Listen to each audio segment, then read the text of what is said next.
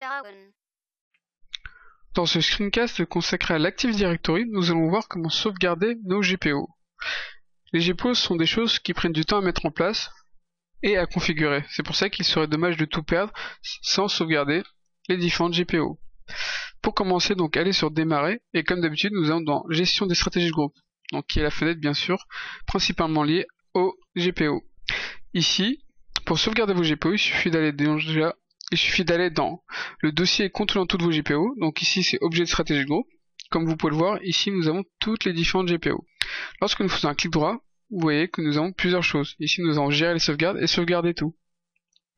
Dans gérer les sauvegardes, ici nous pouvons aller parcourir une sauvegarde que nous avons déjà fait au préalable. Dans notre cas, j'en ai pas fait, donc je vais faire un clic droit et je vais faire sauvegarder tout. Ici, il nous demande l'emplacement. Je vais mettre ceci sur le bureau. Description, sauvegarde, GPO.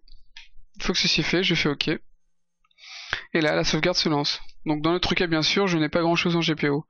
Mais en général, ça peut prendre bien plus de temps si nous avons beaucoup plus de GPO. Donc ici, j'ai l'indication que mes 3 objets GPO ont été sauvegardés. Je valide. Et si je vais sur le bureau, je peux voir que j'ai 3 dossiers distincts. Donc on peut voir que ce n'est pas très compréhensible, c'est normal. C'est juste pour que le gestionnaire des GPO puisse interpréter ceci.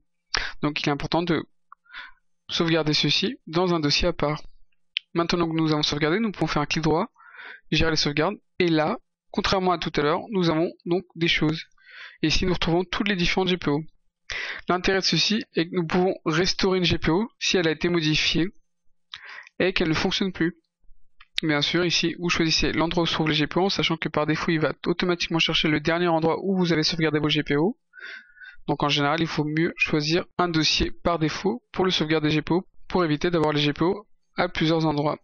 Donc nous arrivons à la fin de ce screencast sur l'Active Directory dans lequel nous avons vu comment sauvegarder nos GPO.